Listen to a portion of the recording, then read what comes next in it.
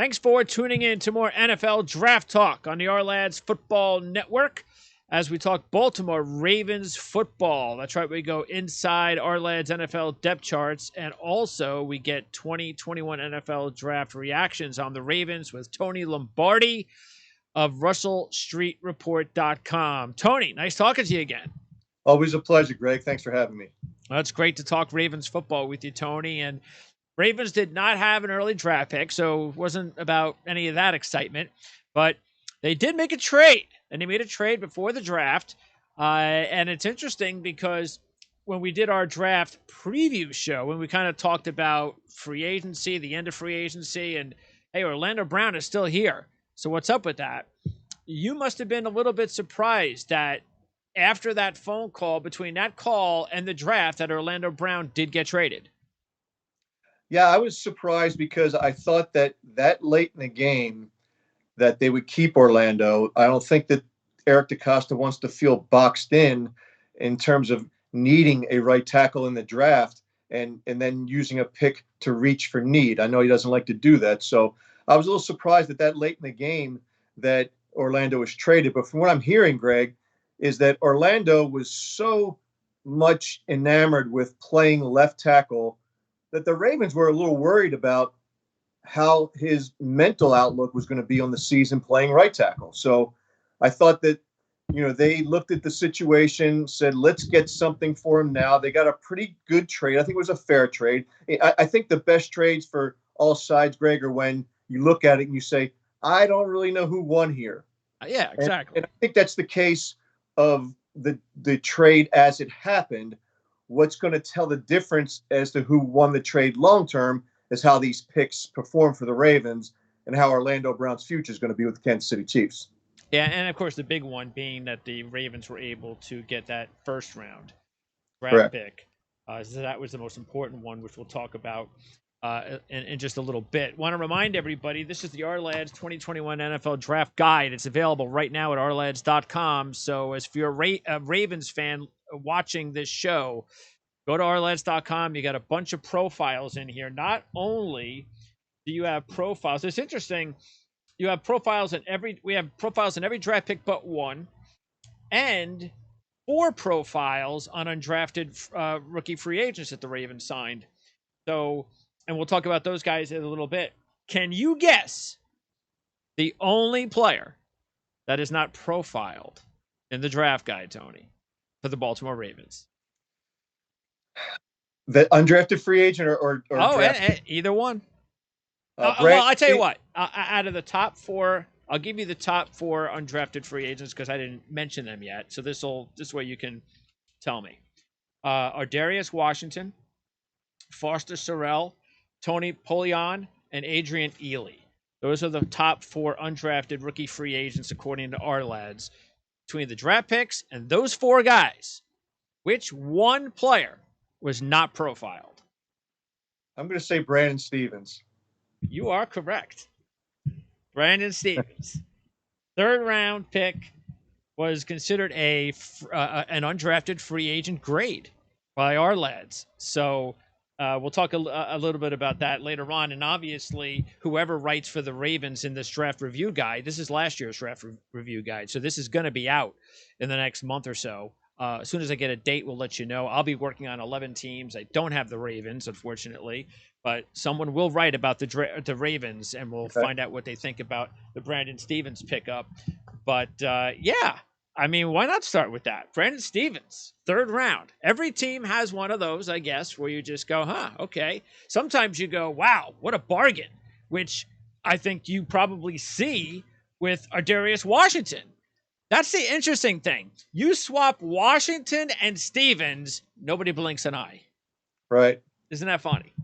Yeah, well, I think a lot of people said that about the Las Vegas Raiders with their 1st round pick. Correct. Round pick. If they flipped them around, you'd be happy. Yes. But you hit the 1st round pick and you start scratching your head a little bit. But, and I think that Eric DeCosta really summed this up well. And he said more teams are starting to look at players in terms of how they fit the team that they want to be. Yeah.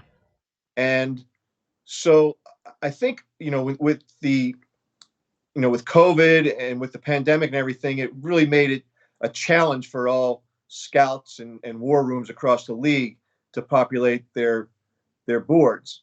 But at the same time, I would think that there's a lot more variance in those boards too, because of everything that they had to deal with leading into this. The absence of medical reports and things like that made people a little gun shy, and you saw guys drop for that reason.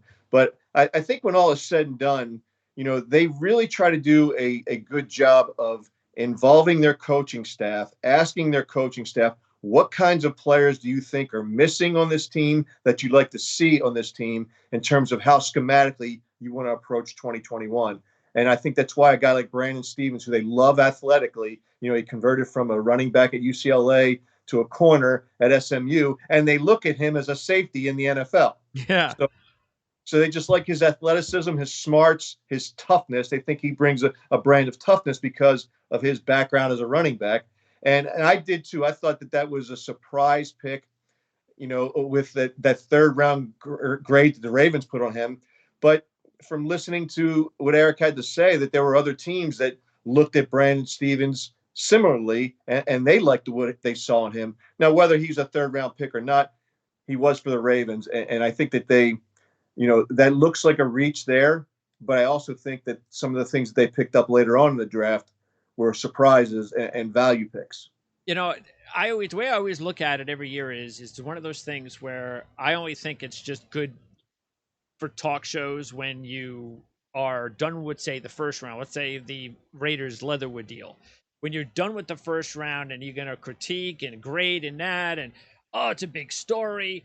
To me, I think the story goes away the next day, just like you said, because they get the kid from TCU who probably, if you flip and you knew that those were the top two picks, you would have figured, okay, first, second, the other way, you would have been fine. And to me, I think really it's done then. I think the story's over. Just like with the Ravens. Okay, yeah, maybe he was drafted a little early, but who cares? Fact is, they got Washington when nobody thought they were going to get him. Just put the pool of players into one pile and tell me, do you think they got a good pool of players? And we know the Ravens did, and we know we can trust the Ravens because they've had an incredible amount of success for many years now. Yeah, and then you look at some of the other picks, like Ben Mason. I thought that was a surprise pick. He looks to me like a smaller version of Pat Ricard, who has done really well for the Ravens in the fullback / tight end position. But when you look at Mason, they thought, well, if he goes undrafted, and we really like this guy, if he goes undrafted, he might not sign with the Ravens because of the presence of Pat Ricard. He wants a chance to play. Yeah. But Pat Ricard represents, I think he's like over $3 million cap figure in 2022. So to me, it looks like the handwriting's on the wall for Pat Ricard that Ben Mason will eventually take over that role for him. A little bit smaller of a player, but he's a more accomplished runner, and he's played the position for a lot longer than Pat Ricard has. Yeah. So when all's said and done, I think that maybe a reach in the fifth round, but if they want him on the team, that was the only way they were going to get him. Well, Ourlads had Mason as a fifth round guy. Okay. But here, and it's very interesting you brought up Ricard, of course, because I'm going to read a little bit of Ben Mason's profile. Has been used on the defensive line, special teams, in the backfield, traditional fullback, and in space as an H-back. A team will need to be specific with him. The way the Ravens use Patrick Ricard. Meanest and most powerful player on the field, a reliable and nearly flawless lead blocker. Interesting that out of all the fullbacks and all the teams that Ourlads mentioned regarding Mason, it's Ricard and the Ravens, and that's exactly which team he went to. Yeah, and John Harbaugh went on and on about how his whole family loves this player, because he's been coached by Jim Harbaugh. Oh, yeah. And how his dad, who John can't say enough great things about, he idolizes his dad, just loves this player. So I think they were pretty tickled about having him on the team. All right, now, as far as the top two picks, the first pick, Rashad Bateman, not a surprise that the Ravens went wide receiver. And maybe they were fortunate to get Bateman where they were able to get him late in the first round.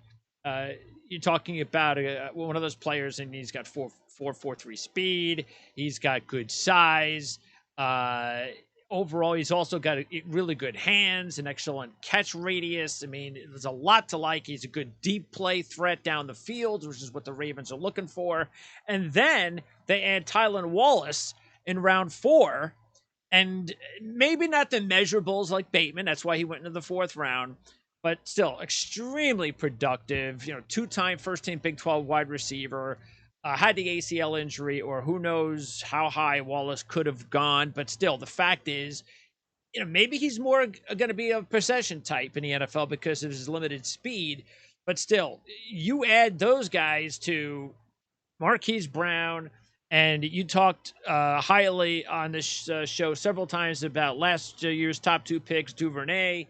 And of course, they also added Prochet. Right. This is now a very deep wide receiver class. And now they have Sammy Watkins too, the veteran, brings and a veteran. Yes. If 12 games out of Sammy, I think they're happy with that rotation of receivers. And I think the way the Ravens looked at the receiver position, and Greg, I got to tell you, I was a bit surprised that they went receiver with the number 1 pick. And maybe I bought into what Eric DeCosta was saying during the pre-draft luncheon that, they're throwing smoke and mirrors out there. But I sort of bought into it that he was really enamored with the guys that they had and thought that they were good enough. I didn't think that based upon that they would spend a 1st-round pick on the receiver. But I think the Ravens also thought that they positioned themselves in a way that they were going to take the best guy on their board, regardless of position. And it just so happened to be a wide receiver. And that's what they do every year. Yes. So, and as I mentioned, maybe he did slide a little bit because he's got the talent to possibly be the best receiver in the draft. So we saw that's pretty much the range that Jefferson went last year, and look at how it turned out for him. Then again, Wallace, was that surprising considering that they did spend a 1st-round draft pick on Bateman and then they went back again with Wallace? It was, and I think that when you listen to Eric post-draft, he said that was the best player on their board, so they picked him. They like his intangibles. He's a feisty player. And, the Ravens had a couple of years with Steve Smith Sr., and they like that feistiness, that aggressiveness. And a lot of the comparables project Wallace as a guy that's going to be like a Steve Smith kind of player. And the Ravens like receivers that are multifaceted. And what I mean by that is that they can play inside and outside, and they're not afraid to be part of the running game and support the running game with blocking. And I think those 2 guys, fit the Ravens profile of what the type of receiver that's going to work for them. All right, so those were the receivers that went. We mentioned Mason was the last pick. The other offensive player was chosen was Ben Cleveland, the big guard from Georgia, 4-year starter. Now, he did have some injury issues. He had some times when he was in and out of the lineup, but a very productive. I mean, you're talking about a guy that played a ton of action for one of the top SEC teams, one of the top teams in the nation for almost 4 years. And he seems to be a really good fit for the Ravens because he's such a big, one of those big, like, mauler run guys. And we know the Ravens like to run the football. So really fits with what they're looking for inside, which is something that we also talked about, the need to upgrade a little bit more of the offensive line in the interior. And when you look at what the Ravens have done this offseason, they brought in Kevin Zeitler to play right guard for the team. Bradley Bozeman, who's been an up-and-comer as a left guard for the team, is a real smart player. He played center at the University of Alabama. He's going to move to center. At left guard, I think Ben Cleveland's going to end up getting that starting job. And when you consider those 2 guys, they went out and got Alejandro Villanueva to play right tackle and Ronnie Stanley at left tackle. When you look at what all said and done, the Ravens have accomplished, at least on paper, what they set out to do, which was to really beef up that offensive line. Well, I mean, you hit it on the head. I asked you several times this offseason about the right tackle spot, that you just did not feel that there was any chance that Tyree Phillips was going to end up as the starting right tackle. And does that mean that you think right now he's definitely more like the number 2 or one of the top backup guards on this team? Or is he still like a backup right tackle? I think he's a backup guard. The Ravens like to have players that can play either guard or tackle. He's not an ideal candidate to play right tackle, but in the event of an injury, a couple of games a guy might miss, he could probably fill in, and they could probably game plan around his weaknesses, to help him, set him up a little bit better. But I don't see Tyree as being a starting right tackle in the league, at least not yet, unless his footwork develops and he becomes a little bit more nimble. I don't see that happening anytime soon, but we'll see what the offseason has done for Tyree, because, a lot of times it's unfair to judge these kids that came out of college last year without the benefit of having full OTAs, without a benefit of a full training camp and learning the system. And we see it all the time when players slow down their play because they're trying to mentally catch up. Now they can let their innate skills take over. So we'll see what happens with Tyree, in this his second season. I know the Ravens are a lot higher on him than I am, and I hope I'm proven wrong. Well, and I didn't know this until you said it, so I just want to make sure. So Bradley Bozeman, as of right now, he's going to be the starting center. That's the way it looks right now. I mean, now if Ben Cleveland comes in and looks lost, then he's probably back at left guard. Okay. And they got this guy Patrick McCarry, who did a decent job last year as a center, and then Castillo, a guy that they've got as an undrafted free agent last year and played pretty decently against the Steelers. He's a guy that can fall back on the center as well. But I think ideally they'd like to see Bozeman move to center and Ben Cleveland win that left guard spot. All right, now let's talk about the defense, and we already talked about Brandon Stephens, who was the second defensive player the Ravens chose.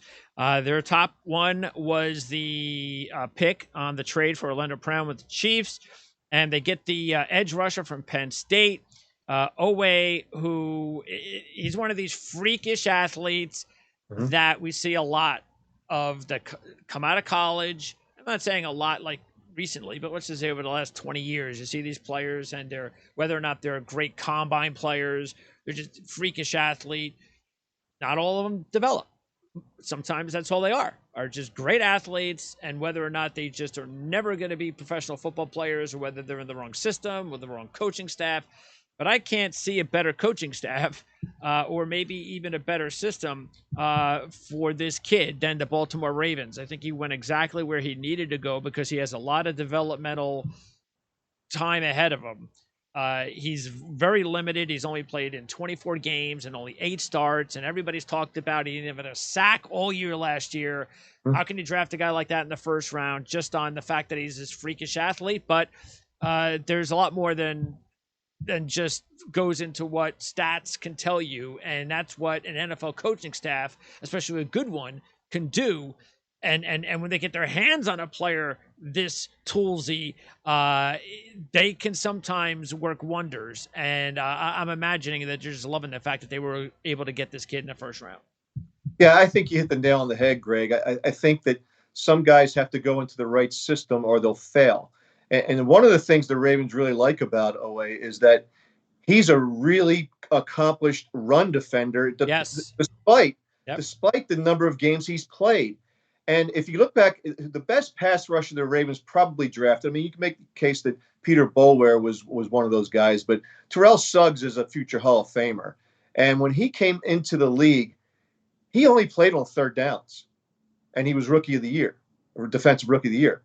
So he had to learn how to set the edge. And as he progressed and matured as a player, he became one of the best edge setters in the league.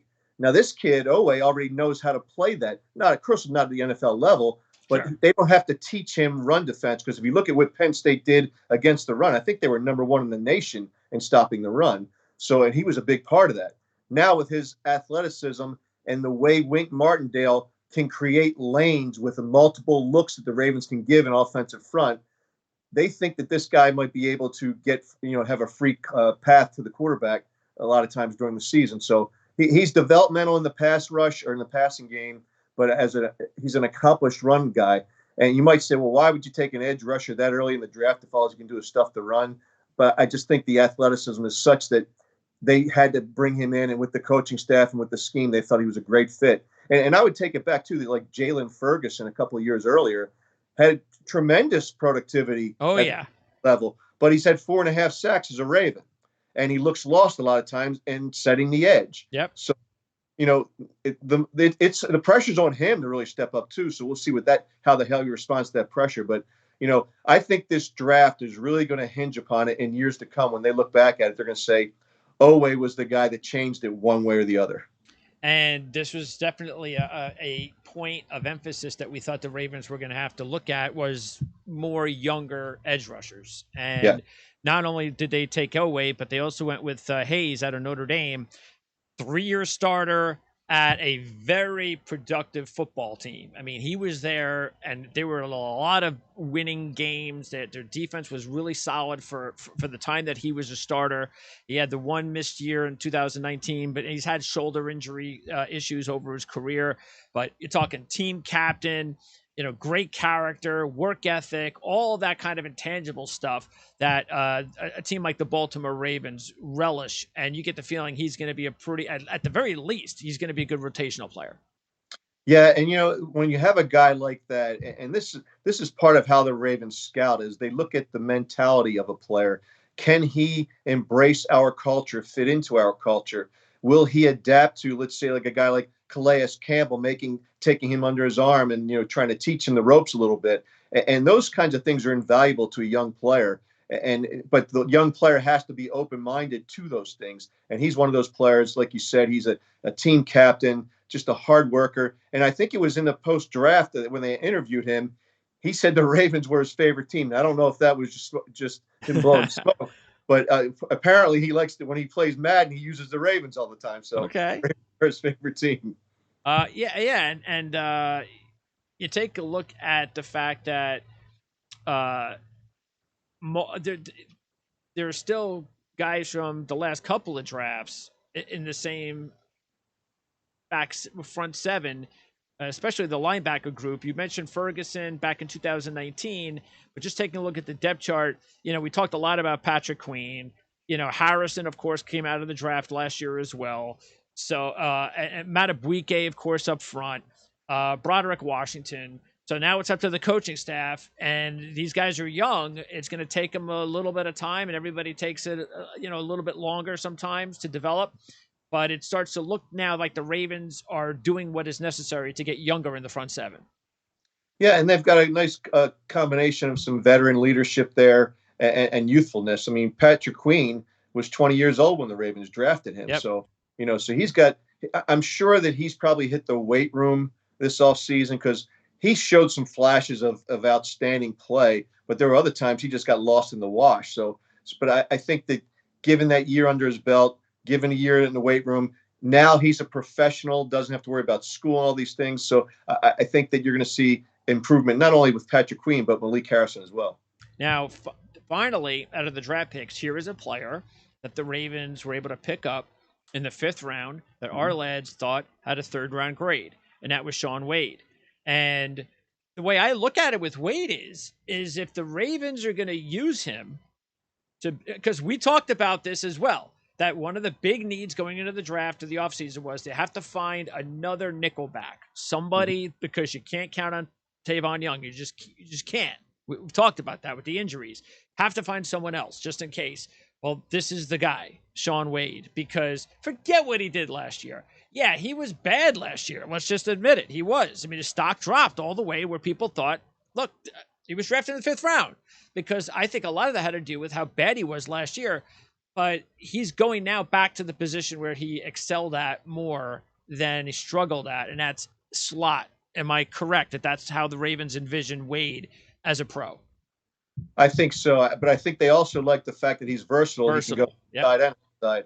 But I think if you had to look at him and say where's he going to focus in on practice, it's going to be as a backup to Tavon Young. The Ravens love Tavon Young. He's an outstanding player when he's on the field. He's got all the ability in the world except availability, and he just hasn't been able to get out there on the field. So you had to have an insurance policy for him.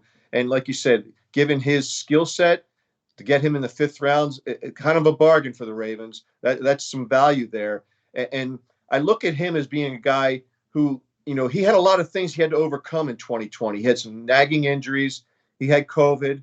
He had some family issues, and he was playing a new position. So when you add it all up, if things start to go wrong a little bit, it's like anything else in life, Greg. If you're having a bad day and you dropped a glass on the floor and it broke, and you think it's like the end of the world because that glass broke, but it was only because you had all these other things mounting up. I think the 2020 season was a lot like that for Wade, And now he's got a new lease on life, and I think he's got a chip on his shoulder, and I think the Ravens will benefit from that. Okay, now the undrafted kids, and sticking with the defensive backfield, the Darius Washington.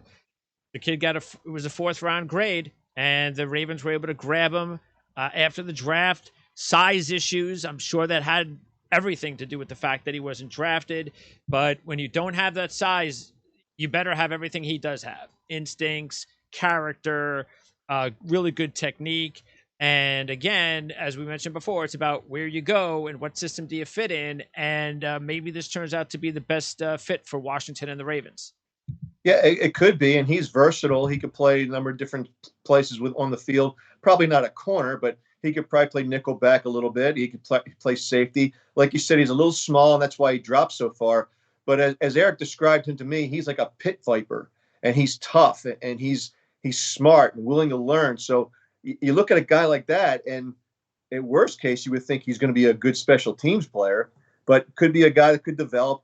And although I'm not going to put this on him yet, Honey Badger is only a half-inch taller than him, and he's done pretty well in the NFL. So he's got those kinds of qualities about him. Probably needs to put on a little bit of muscle mass, but he's got those qualities, the instincts that I think will help him overcome maybe foot speed that's not quite there and size that's not quite there. By the way, that's going to be a heck of a battle in training camp. Isn't going to be the defensive backfield.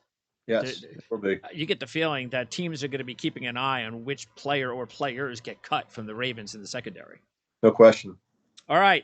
Then finally, the offensive linemen that were signed, at the kid Sorrell out of Stanford, Cyril Sorrell, don't know how to pronounce his name. Maybe you do. I'm sure he hopes we all will figure it out soon enough. That's a good thing. And Adrian Ely out of Oklahoma. Now, the kid from Stanford seems to be a little bit more developed, a guy that has a realistic chance maybe to make the team, or at least, top practice squad type guy, even though he only had 17 starts. Great size and quick feet. That is a really good combo. He's smart because he went to Stanford. He just needs some developmental time. And then the kid from Oklahoma is a second team Big 12 player, and another guy that's a big guy, probably plays guard, right tackle. I hear that's a possibility as well. Definitely more of a practice squad candidate, though. Have you heard anything from either one of those guys yet? I haven't heard anything from the team about Sorrell, but he comes into Stanford's program as a 5-star recruit, and something along the line happened. But the Ravens have a good coaching staff when it comes to offensive line work, and I think that Joe D'Alessandris is looking forward to working with Sorrell. As far as Ely's concerned, I know the Ravens really like guys that play in the Senior Bowl. They spend a lot of time down there. If you look at the Ravens draft picks over the years, there's always 2 or 3 Senior Bowl guys on their draft picks. So I think that they liked him for that reason. They liked what they saw in him. And I was told that Joe D'Alessandro thought that Ely brought some skill sets that they could definitely work with. So I do think he's a developmental guy, a guy they probably would like to stick on their practice squad. If he plays too well, then I think he's a guy that's going to get a hangnail that puts him on the IR for the season. One of those guys. All right, we'll keep an eye on that. And then finally, Polion might be worth mentioning because he's 6'6", for a tight end, which is always nice. He had a 5th-round grade from Ourlads, quarterback early in his career at Central Michigan, then made the switch and also transferred to Virginia. He's got the ability, because he's a good blocker, because he's got receiving skills, he's got that height. He has and the Ravens love the tight end, so he's got an opportunity in a couple of years to possibly be a very solid number 2. Yeah, he's a guy, I think that, if you look at his skill set, you look at Nick Boyle, who's really developed as an outstanding pro, he's a guy that probably could develop in that fashion. I don't think he's a guy that makes the final 53, but, there's always surprises when that happens, when they get down to the 53. But I do see him as a practice squad guy that's a developmental guy that they could probably, maybe get on the roster in 2022.